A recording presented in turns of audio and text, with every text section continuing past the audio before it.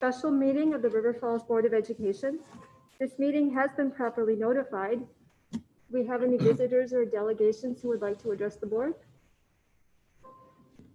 Amy is participating remotely. Jamie is participating remotely. Alan is going to be late, but he's coming. So the first thing would be informational items, but my suspicion is that we are going to merge informational items into action letter A. So would you be willing to go through the slides? Yeah. Jamie, did you want to touch on anything before we move into the slides? Yeah, thanks. I'll just make a couple of comments and then I think it's easier. We set it up so that Dave will go through the slides and but if I could just to add a couple of things here. The reason for my joining remotely, again, I apologize for not being there, but I am under quarantine through the end of this week because of a household member testing positive. Everyone's doing fine on our end, but we're following the rules. So our recommendation tonight will be to continue our current plan to have 6th through 12th grade will return to school next Monday. 7th through 12th grade will be in the hybrid. The 6th grade will be back face-to-face. Of course, that is pending any changes that may come about throughout the rest of the week. Rocky Branch 4th grade will return either on Monday the 7th if you're in Miss Zaleski's class, or on Wednesday the 9th if you're in Mrs. Freedy's or Mr. Young's classrooms. High school athletic practices will begin on Saturday. This recommendation is based primarily on, we've gotten to a point where we obviously continue to watch very closely the national scene, the state of COVID in our state, in Minnesota. We drill in more closely on our region, our county specifically, and then drilling even further to look internally at our district COVID cases and those close contacts. And so obviously we continue to monitor all of those numbers daily. Before Dave does his review on the PowerPoint with the school board, I wanted to just mention a couple of things. Our district data tells us, number one, that we can and should return to our hybrid model next Monday, but we all know that, again, we're going to continue to monitor numbers closely as we keep students and staff safety in mind. We will remain strategically proactive in our decisions. We don't want things to get so far down the road with COVID cases that we find ourselves reacting to a severe spread, and so we will continue to be proactive along those lines.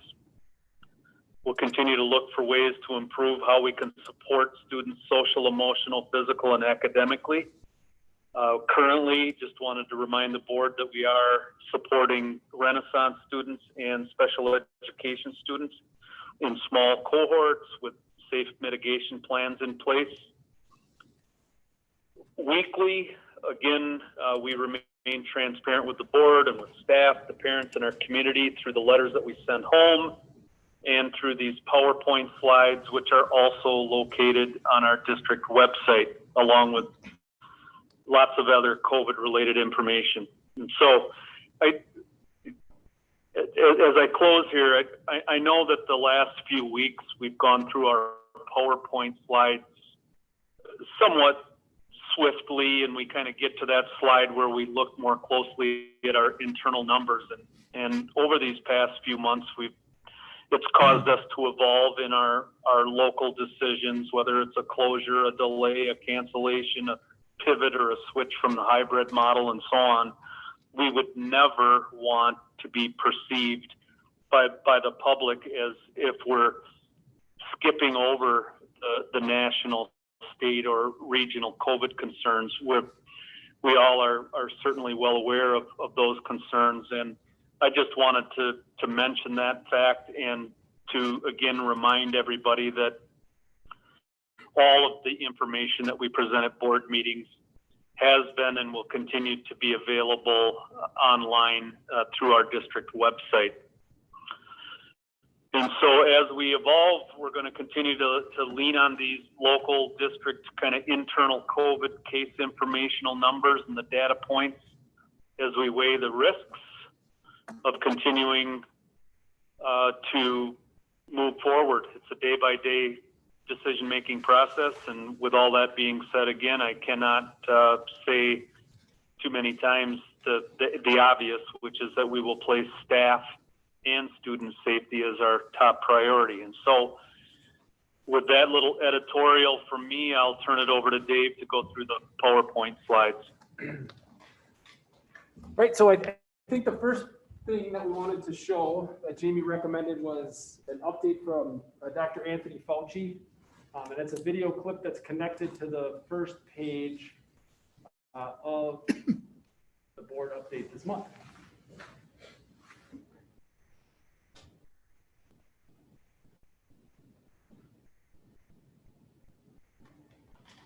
New York City public schools shut down again earlier this month. I know your default position is that you'd like to see the schools open, but how do you make that happen? And how would you advise the incoming Biden administration on getting a sort of unified response? Well, Martha, that's a good question. We get asked it all the time. We say it not being facetiously as a soundbite or anything, but, close the bars and keep the schools open is what we really say. Obviously, you don't have one size fits all, but as I said in the past, and as you accurately quoted me, the default position should be to try as best as possible within reason to keep the children in school or to get them back to school. The best way to ensure the safety of the children in school is to get the community level of spread low. So if you mitigate the things that are causing spread in a very, very profound way, in a robust way, if you bring that down, you will then indirectly and ultimately protect the children in the school, because the community level is determined how things go across the board. So my feeling would be the same thing. If you look at the data, the spread among children and from children is not really very big at all, not like one would have suspected. So let's try to get the kids back, but let's try to mitigate the things that maintain and just push the kind of community spread that we're trying to avoid. And those are the things that well. The bars, the restaurants where you have capacity seating indoors without masks. Those are the things that drive the community spread, not the schools.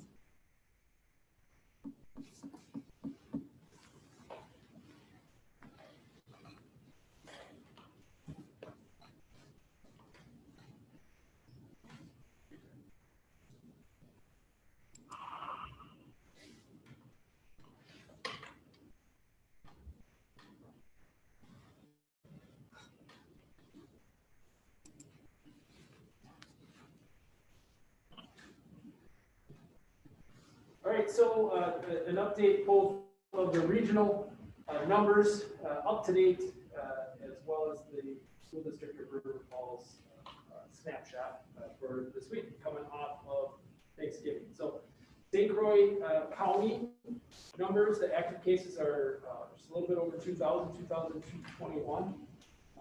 The daily rates, which are in the lower right-hand corner, are trending down.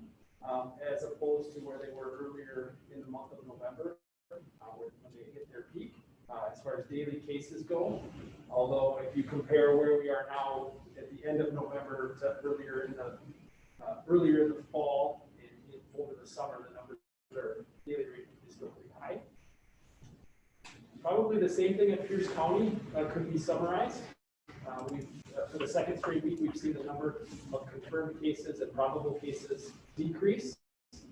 So the most recent update that came out today was 275, and again, that's down from the peak of a couple of weeks ago. But as this graph shows from scale, we are still one of the higher months throughout the pandemic.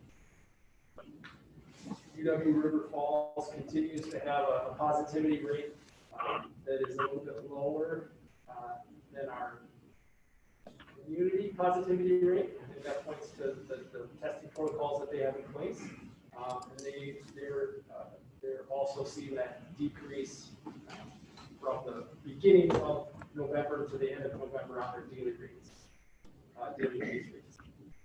Positivity rate still above 10%, which is still very high for both counties, 14.3 in Pierce and 13.7 for St. Croix County.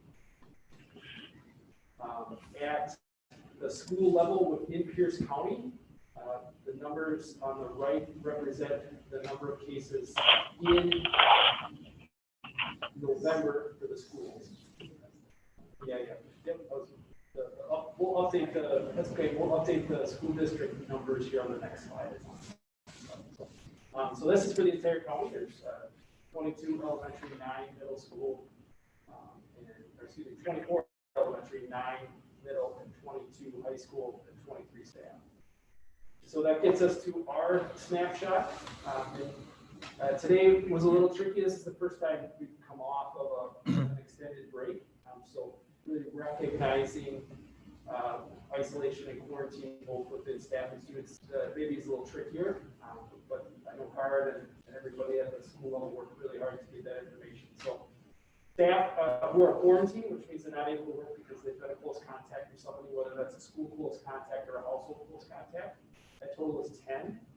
We have 3 who are isolated because they are seeking a diagnosis or a member of their household is a diagnosis. And currently, there are fewer than 10 staff in the infectious period, total of 24. So that's the staff piece. So the total includes recovered. And fewer than 10 indicates who is infectious at this point. The student absences, 28 who are out with COVID symptoms, 15 who are out because of household member having symptoms and awaiting test results, 131 who are close contacts. Fewer than 20 are currently in the infectious period and 66 total for the entire school. So then one thing that Aaron did was provide a summary. Oh, that's what I was just going to ask about, if we have a So this trend. provides a little bit of a snapshot of the average over the last 7 weeks, and then where we sit today. But so called the 1130 column represents the data that I just shared. So when we look at the first row, students out with COVID symptoms this week, that number was 28. The average over the last 7 weeks has been 34. And the students out because their household members waiting to test results, we've seen a decrease from the average. Same thing with close contact, and it's tough to gauge the infectious period because we try to keep those numbers somewhat more general. And same thing with quarantines for staff, isolations for staff. We're seeing a slight decrease. So that's the data. You can infer from it what you'd like. Again, I remind people, like Jamie said, currently at the middle and high school, through the end of this week, we're at a distance learning model, gearing up to return next Monday. And then we are face-to-face at the elementary levels, except for an isolated grade level up Rocky Ridge, which is virtual through next week.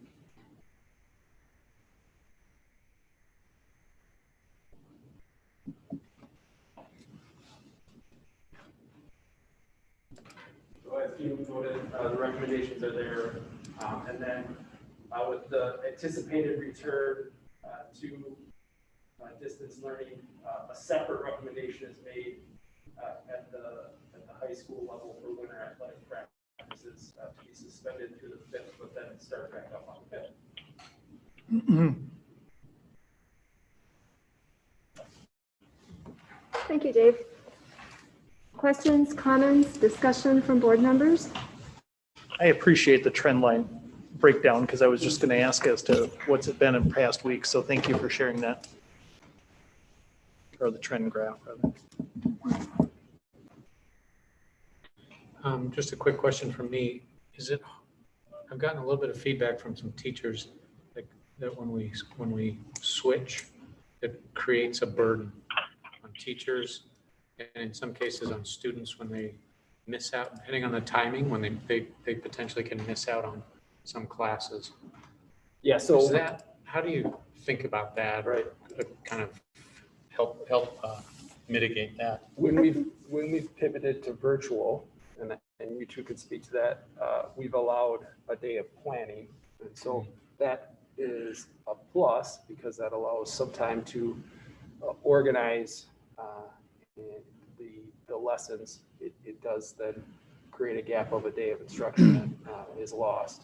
So pivoting back and forth quite a bit would probably necessitate more of those days, those types of days. You guys want to speak to? At the high school, one of the things we did in the first term was we pivoted. We had an AABB model, and so we had an early cohort and a late cohort. So our late cohort started 2 days later. So I think some of the staff, when we were in that model, we were very concrete in what we were doing because we felt at that point we needed some consistency. Since term 1 has ended and term 2 has started, we've afforded some professional flexibility for staff. And a lot of our high school staff have actually brought the 2 classes together now to be on the same day. At our building, we've purchased additional microphones and speakers that's allowing our teachers to teach more synchronously in place. But it still depends on the teacher and their own planning styles and what they're doing. For the most part, we've tried to help teachers and supporting them in those opportunities so that they can not lose quote unquote days of instruction. And again, a lot of our teachers have brought our students all up to speed on the same sequential type of teaching. If we pivot back and forth, I think some of the teachers' concerns is it's different prep work planning for online teaching versus hybrid versus face-to-face. And so some of our staff are currently saying, being hybrid 5 days a week, knowing 8 to 1, it's been nice to be consistent instead of living in face-to-face land and hybrid land. But again, when I walked around and talked with our building, a lot of our teachers today, and spoke a lot with students today that were in our building too, they all would love to see our kids back in if it's indeed safe for us to return. So again, even though they know in some cases it's more work, they know the inherent benefit of having kids in the building and themselves teaching kids face-to-face in the building, even if it's the 2-day hybrid model. It does create stress though on staff, and it's not something that we don't just throw away. We try to work with all our individual teachers related to that. I said hybrid model, but I'm obviously teaching, so going straight distance. Data prep, a lot of our staff already have resources built into school teams on our online platform. But I think given that extra day is always nice to give them prep. So they have a choice of, our staff had a choice of recording a little video, lesson, or recording a live lesson and putting it on online just in case his Wi-Fi goes out and they missed it. So there's always that backup plan. The ability to turn on to the terms of attendance. Thanks. Can I just, this is not terribly related, but when you mentioned the attendance, how had things been going in terms of attendance, just out of curiosity, if you know off the top of your I would head? say 14 to 15 students total that are missing the entire day. And then both of our assistant principals who serve as the attendance liaisons are picking up not only, we have a robocall that takes care of the full day ones, and then any partial absences, we call personally as well. So our APs and our main office administrative assistants are doing that. I was just telling Mark, some of our kids, they're high school kids, they think they're savvy. I'll just call it out so they can hear if they're not listening to it. They put their screen on, but then they keep it black, sometimes due to connection issues. But then the teacher always has to assume that the student's there. So we've talked with our staff, like, you got to call Mr. Schultz, whose screen is black, every now and then to see if there's engagement. A lot of our staff also do little mini assessments, just small little things in between, like after our 15-minute lecture, let's answer 2 questions in the PowerPoint, and they find out which kids are necessarily not there, or they appear to be there. Sure. And then we still politely email, or our teachers will call those families and say, hey, Johnny looked like he was in attendance, but he really probably wasn't because he didn't do this little mini assessment we had in the middle of it. So we're doing our best with that. There are kids that are going to try that type of thing in this environment, and we're not the only high school kind of working through some of those situations. But for the most part, our attendance has been outstanding and our kids are working really hard. Kid, how does 14 or 15 compare to a normal when they're in school? Far better, honestly, because again, even the kids, if I was sick or not feeling well in some cases, so like an example would be, we have students who are close contacted out right now, a very small number actually, and it's been nice, but they're still able to work from home, which has been good, so they're not being marked absent, and have, you know, if they call in sick, unless they're really sick, our students are taking part in those classes, so we're actually seeing lower rates than a normal day because of that reason alone.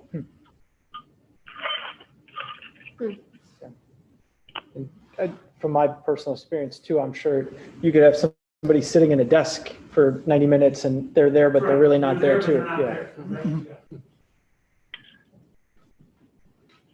So it's easy, just to make sure I got this, it's probably easier to teach completely online, just teaching wise, but the value of having students face to face makes the hybrid model worth the work to teach in both platforms. If I'm teaching welding, it's not easy to teach online, right?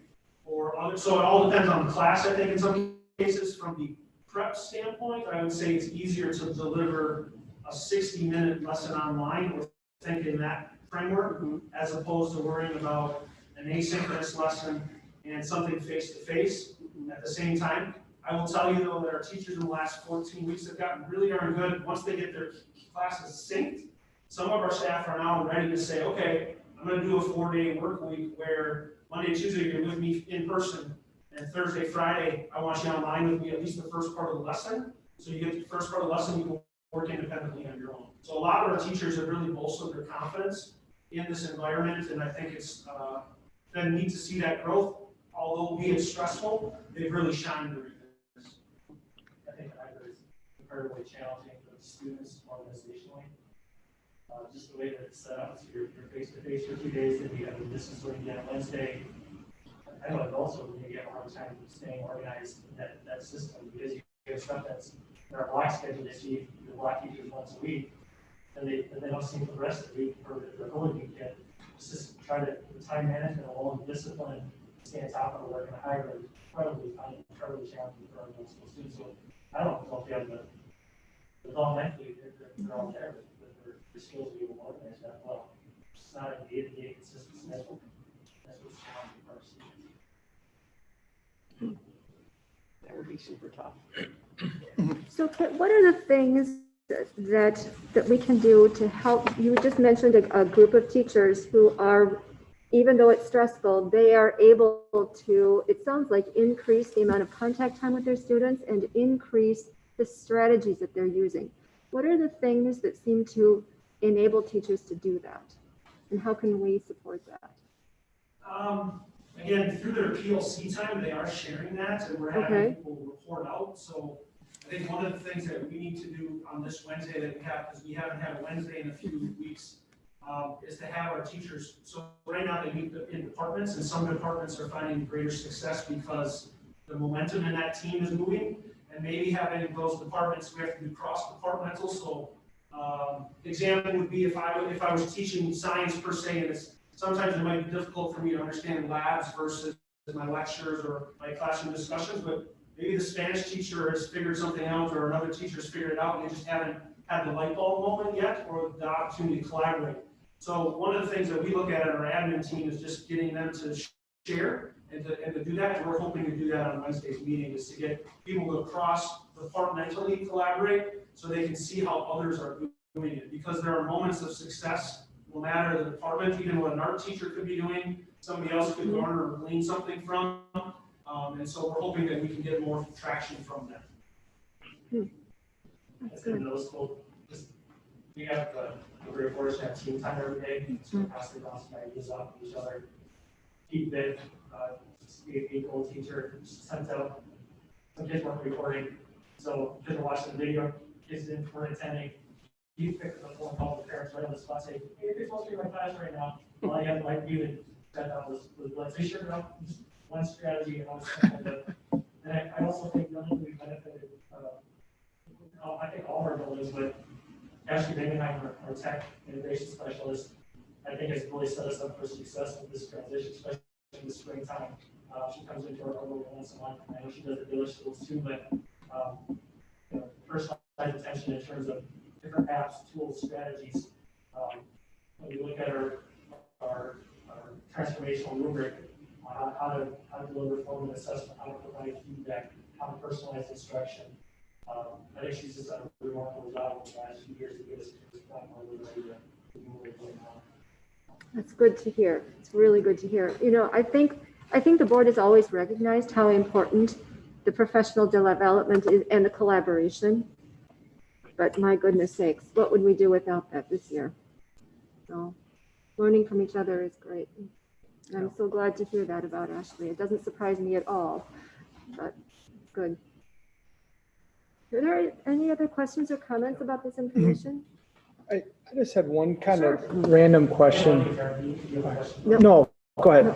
Thanks for being here, Mark.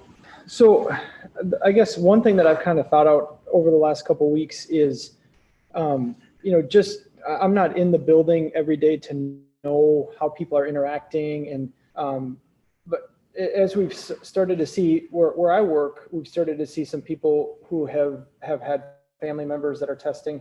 And it's made us think a lot about being kind of diligent in how we are moving throughout the bank on a daily basis, that I shouldn't spend more than a couple minutes near any other person. If I can avoid it, I shouldn't be sitting directly in somebody's office next to them, having a conversation. I'm just kind of curious have we had any people who get pegged as close contacts either at the staff level because of student contact or if it's staff to staff contact? Are we missing something with some of that being avoidable, or are we able to do enough that we can, if you had a positive test today, that you wouldn't necessarily have to nab anybody else that would be a close contact to you? I think Dave can Yeah, respond to that. I would just say in all of the buildings, each time there's a positive, we try to take lessons away from it. So Okay. Have there been times when with the perfection of hindsight, if we look back, could we have made some tweaks and reduced the number of close contacts, especially if we're talking about staff? Yeah, I would say that's the case, but anytime that happens, then there's communication. What did we learn? How can we do things differently to make adjustments? And hopefully we're seeing less of those unavoidables. Okay. The nature of the job of a paraprofessional in a specific setting, the nature of a job of a classroom teacher might create an environment where that's it's very tricky to wholly eliminate. Yeah. And if we're on the spectrum of decision making, going to err on the side of is that person a close contact? It's 14 and a half minutes. We're probably rounding up, and I've noticed that we as a district have taken a much more cautious stance on what a close contact is, and I think that's the right method. But what it does result in is, like I said, some close contacts where it's like, well, maybe not, but I think it's the right thing to do to go forward with that. Yeah. I don't know if the building principals want. Yeah, I think that staff are acutely aware of steps that they can take to try and prevent themselves or other staff members from being close contacts to each other. Mm-hmm. The close contacts to kids is almost impossible to avoid. Especially at the elementary level. Correct. But we've learned a lot, as Dave has said, through experiences that other individuals or other schools have gone through. But I met with a staff person in my office today, and I rolled back towards the backside and asked them to roll back a couple feet. Now we're 8 feet away, and we met for 20 minutes, but we weren't close. Yeah. When we have our collaborative meetings in the early part of the year, there were a number of times where I would go in and we have people shoulder to shoulder and said, look, you need to be 7, 8 feet apart. You have to get up and go look at something that they have and do that, but then go and sit back down and keep track of that. So there's constant reminders and reteaching and some awkward moments. I had a conversation with a staff person in the hallway, and they were closing the distance, and I was backing up and I said, oh, I thought you were what? No, I'm just trying to, keep, oh, yeah, that's right. Yeah. There are those kinds of things, and just try and hold each other accountable, and accountability doesn't have to be a negative word in the sense that we We've had 3 instances of students or staff that had COVID. Once was earlier in the year, one of the reasons is now we found out today. And it was much, the first time there was some close contact, it was pretty, gallant things, pretty honest conversations, but what can we do to prevent that? For the last two, the kid tested positive, the only close contact who was a staff member was the teacher. In elementary rooms, it's almost inevitable that if a kid tests positive, the teacher probably will be a close contact. Sure. West side rooms are not keeping, I don't imagine, even ones that really used, I don't know, but it's case 5, it's probably inevitable the teacher will. In our case, our cohorts are half the class, amount plus the close contact here or there. We had one other teacher where it was like an intervention, so you're in a tighter space, but there's no other staff. So that's been things that we got better, but limiting the time, limiting their interactions in that way. Yeah. Most of all of our meetings, are going to do the same, are virtual now, and so they're, IEPs and those types of things, that's helping a lot. Just learning from experiences. High school's about the same. Okay. We meet virtually now.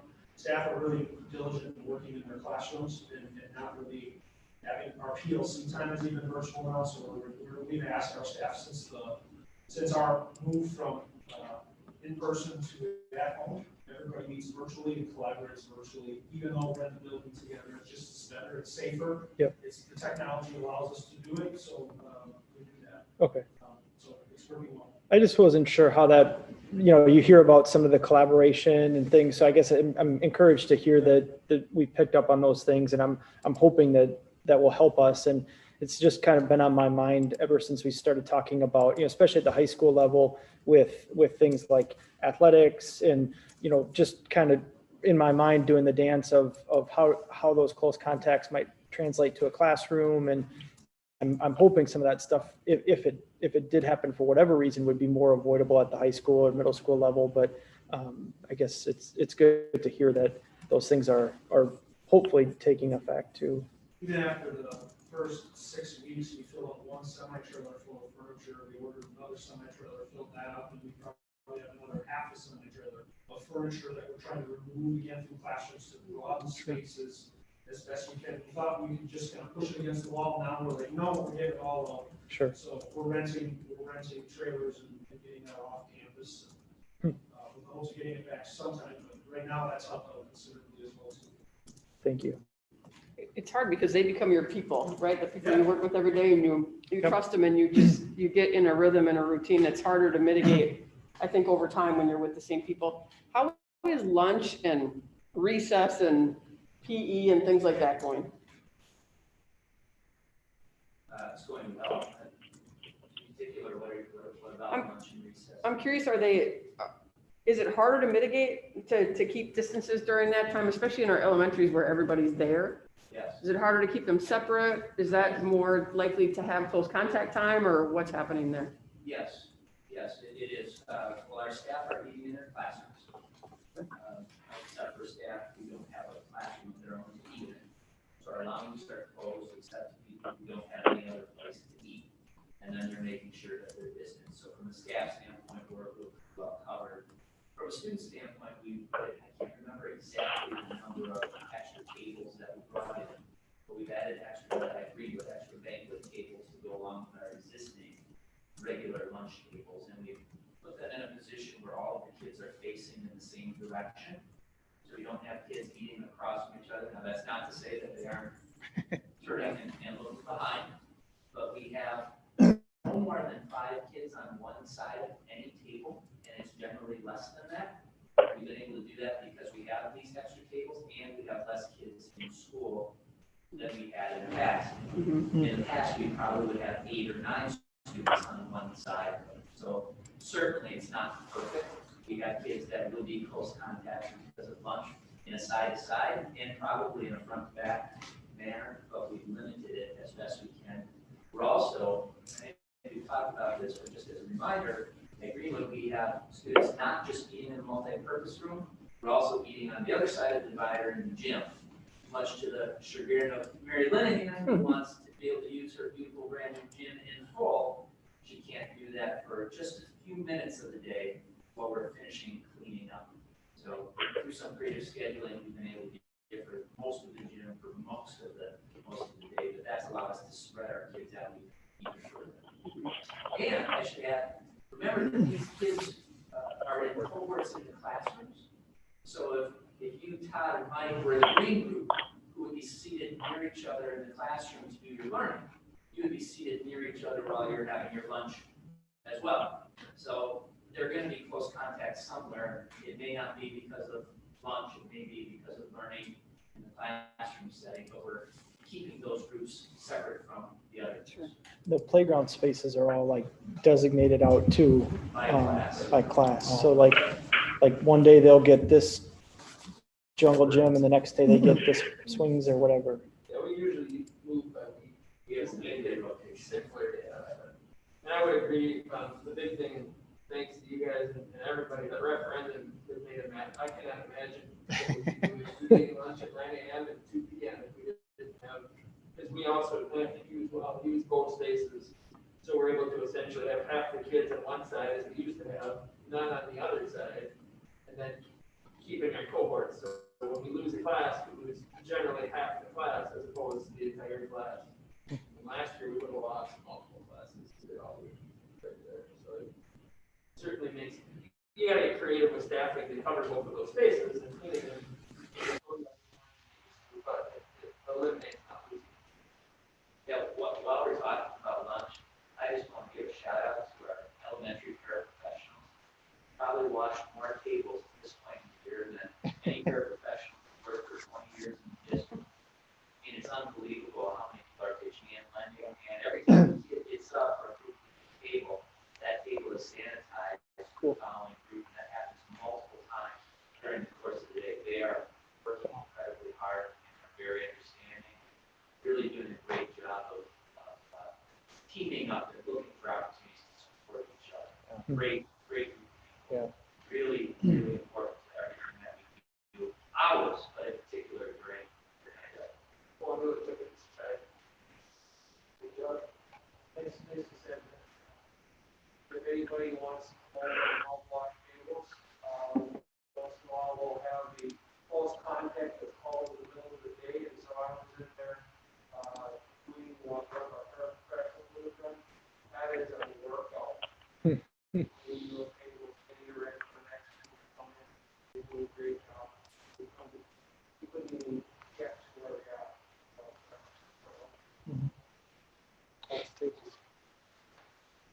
Kid, how's lunch going for the high school luncheon? Those cross group times. Well, right now we're still at home, but if we are able to get back to the 50% rule, so with our tables, we either normally could sit 12 or 8, we're only sitting 6 and 4. So our kids are again sitting every other, if not even more, and they're not sitting directly across, they're sitting on angles. They sit with the same cohort of kids every day for that 9-week period of time. And again, when we do contact tracing, we're averaging 1 to 2 students maybe per classroom at best, not sometimes even 0 on those.